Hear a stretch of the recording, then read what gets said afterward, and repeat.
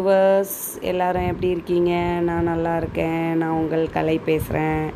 இன்றைக்கி நம்ம என்ன பார்க்க போகிறோன்னா, உளுந்தஞ்சோறு எப்படி பண்ணலான்னு பார்க்க போகிறோம். ரொம்ப ரொம்ப ஈஸி தான். வாங்க வீடியோக்குள்ளே போகலாம். அதுக்கு முதல்ல ஒரு பாத்திரம் எடுத்துக்கோங்க. அதில் நம்ம வீட்டில் எத்தனை பேரோ அதுக்கு தகுந்த மாதிரி அரிசி எடுத்துக்கணும். இப்போ எங்கள் வீட்டில் 4 பேருக்கு நான் எடுத்துக்கிருக்கேன். 3 உலக்கு அரிசி எடுத்திருக்கேன் ஃபஸ்ட்டு.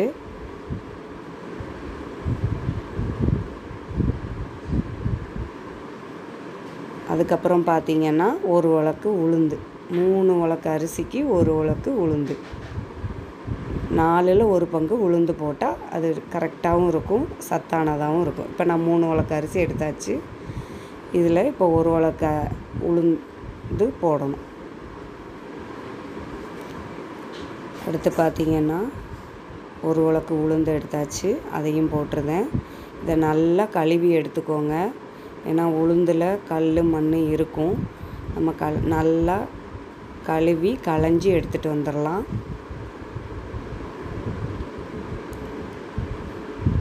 இப்போ பார்த்திங்கன்னா நான் நல்லா கழுவிட்டு வந்துட்டேன். இப்போ இது நம்ம சாதாரணமாக சாதம் வடிக்கிற மாதிரி வடிக்க முடியாது. குக்கர் சாதம் மாதிரி தான் வைக்கணும். ஆனால் மூடாமல் ஓப்பனில் பிரியாணி மாதிரி வைக்கணும். அது எப்படின்னா, இப்போ நான் என்னோடய அரிசிக்கு 2 மடங்கு தண்ணி வச்சா போதும். இப்போ 1 டம்ளர் அரிசினா அதுக்கு 2 டம்ளர் தண்ணி ஊற்றினா போதும். இப்போ உளுந்தையும் சேர்த்து நம்ம 4 உலக்கு ஊற்றியிருக்கோம். இப்போ நான் வச்சுருக்கிற டம்ளர் 1 உலக்கு அரிசி பிடிக்கிற டம்ளர் தான். அதனால் 4க்குனா 8 டம்ளர் தண்ணி நான் இப்போ ஊற்றிட்டுருக்கேன். டபுள் மடங்கு வச்சுருக்கேன். என்னோடய அரிசிக்கு டபுள் மடங்கு. சில அரிசிக்கு 3 கப் டம்ளர் தண்ணி ஊற்றுற மாதிரி இருக்கும்.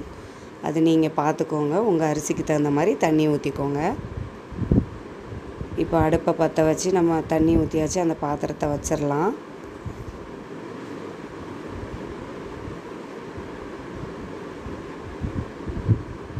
பாத்திரத்தை வச்சாச்சு.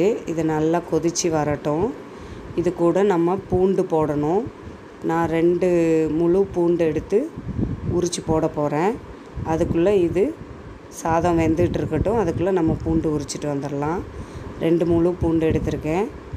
இதை நம்ம உரித்து பல்லாக எடுத்துக்கலாம். இப்போ உரிச்சாச்சு. இப்போ பார்த்திங்கன்னா 3/4 வேக்காடில் நம்ம இந்த பூண்டும் உப்பும் சேர்க்கணும். சாதம் 3/4 வாசி வெந்து வந்ததுக்கப்புறம் பூண்டும் உப்பும் சேர்க்கணும். இப்போ பார்த்திங்கன்னா எனக்கு நல்லா 3/4 வாசி பாத்திரத்தை பார்த்திங்கன்னா தெரியும். நல்லா வெந்து வந்திருக்குது பாருங்கள். ஆனால் உள்ளே தண்ணி நிற்கும். காவாசி தண்ணி நிற்கிது பாருங்கள். அதனால் 3/4 வாசி வெந்திருக்குது. இந்த நம்ம பூண்டும் உப்பும் போட்டனால நல்லா கிளறிட்டு மறுபடியும் மூடி வச்சிடலாம். இந்த ஸ்டேஜுக்கு அப்புறம் நம்ம அடுப்பை சிம்மில் வச்சிடணும்.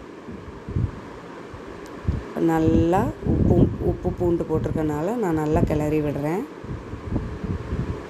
இதுக்கப்புறம் அந்த சாதத்தை நல்லா சமப்படுத்தி நம்ம மூடி வச்சிடலாம்.